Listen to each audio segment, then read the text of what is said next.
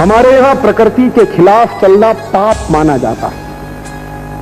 हिंदुस्तान में चींटी को मारना पाप है। जानते हैं क्यों? क्योंकि प्रकृति में चींटी का एक महत्वपूर्ण स्थान है और उसको मारना नहीं चाहिए, नहीं तो वो बैलेंस टूट जाता है। इसलिए चींटी को आटा डालना पड़ता है, मारते नहीं उसको। चींटी को मारना पाप है क्योंकि संस्कृति टूटती है। यहां संस्कृति पता है किससे बनती है? हिंदुस्तान में संस्कृति बनी है प्रकृति से। अगर प्रकृति नहीं रहेगी तो संस्कृति टूटेगी। तो इसलिए जीवन के जितने काम इस देश में किए जाते हैं सब प्रकृति के अनुरूप किए जाते हैं। प्रकृति के विरुद्ध जाके कुछ भी नहीं हो सकता इस देश में। तो लौटिए प्रकृति की तरफ तो आप आएंगे संस्कृति की तरफ। तो जब मैं कहता हूं कि कॉलगेट छोड़िए, नीम का दातुन करिए, तो आपको प्रकृति की तरफ ला रहा हूं मैं। स्वदेशी तो बना ही रहा हूं, आपको प्रकृति की तरफ ला रहा हूं। जो टूट गया है रिश्ता प्रकृति से, उसको मैं वापस जोड़ने की कोशिश कर रहा हूं। आपसे जब मैं कहता हूं कि शैम्पू इस्तेमाल मत करिए, साबुन इस्तेमाल मत करिए, आंवला ले लीजिए, अरीठा ले लीजिए, शिकाकाई लीजिए, ये सब प्रकृति के दिए हुए उपहार हैं। जब आप इनको प्रकृति से लेंगे तो प्रकृति से आपका प्रेम बढ़ेगा। जब नीम का दातुन रोज तोड़ेंगे तो नीम के पेड़ का ख्याल भी आपको आएगा। तो आप उसको बर्बाद करने की नहीं सोचेंगे और 10 नीम लगाने की सोचेंगे। माने प्रकृति की तरफ लौटिए, दूर जा रहे हैं हम। मैं जब कहता हूं कि चाय कॉफी पीना बंद करिए क्योंकि अप्राकृतिक चीजें हैं दोनों, इसलिए जहर है उसमें, तो चाय कॉफी ना पीकर गाय का दूध पीजिए, माने प्रकृति की तरफ लौटिए। मां का दूध सबसे अच्छा, दूसरे नंबर पर गाय का दूध सबसे अच्छा। तो गाय के दूध को पीने के लिए लौटेंगे तो प्रकृति की तरफ लौटेंगे। और जब गाय का दूध पीना शुरू करेंगे तो आपको चिंता भी रहेगी कि गाय बचनी चाहिए। फिर हो सकता है एक दिन आप मारुति कार बेचकर चाय और गाय खरीद लाएं, और जिस दिन आप मारुति कार बेचकर 4 गाय खरीद लाएंगे उस दिन मैं आपके घर आऊंगा ये कहने के लिए कि सच में आपका डेवलपमेंट हो गया है। क्योंकि मारुति घर में खड़ी कर लेंगे, उसमें डालेंगे पेट्रोल और पेट्रोल से निकलेगा धुआं और वो धुआं घुसेगा फेफड़ों में और मर जाएंगे एक दिन। आप लोग किस बेवकूफी में फंसे हैं? क्वालिटी ऑफ लाइफ की बात करिए, क्वालिटी ऑफ प्रोडक्ट बेवकूफी की बातें हैं। ये बहुत गंभीर बात है जो मैं कह रहा हूं। क्वालिटी ऑफ लाइफ, जीवन का मूल्य, जीवन की गुणवत्ता, जीवन में उत्तमता, इसको समझिए।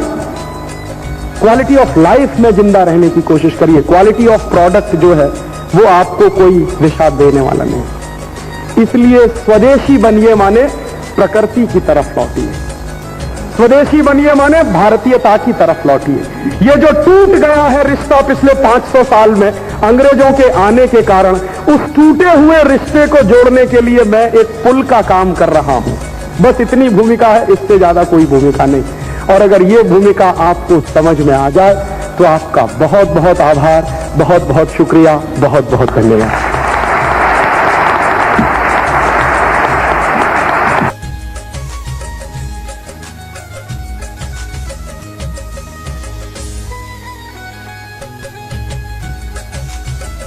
बड़ा फकीर वो उतना ही ऊंचा है, ये भारतीय समाज की विशेषता है।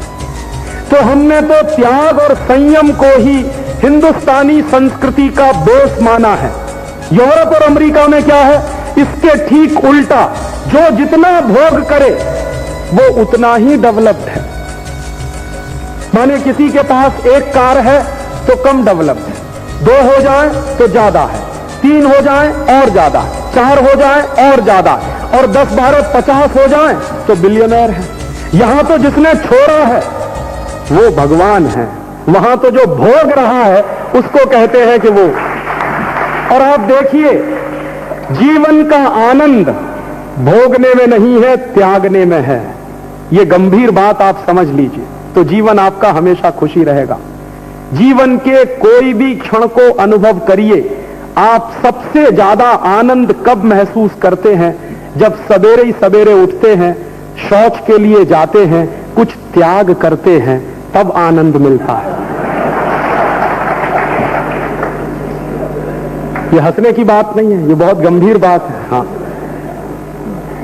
सवेरे ही सवेरे उठते हैं, शौच के साथ साथ मूत्र का त्याग करते हैं, तब आनंद मिलता है। सोचिए तो सही, यहां तो त्यागने में आनंद है, भोगने में आनंद नहीं। और भोगने की कोई सीमा नहीं होती, त्यागने की एक लिमिट है, आप अवर लिमिट तक जा सकते हैं। भोगने में आप डूबना शुरू कर दीजिए, उसमें से बाहर नहीं निकल पाएंगे। इसलिए भारतीय संस्कृति हमेशा से त्यागने पर जोर देती है, भोगने पर नहीं।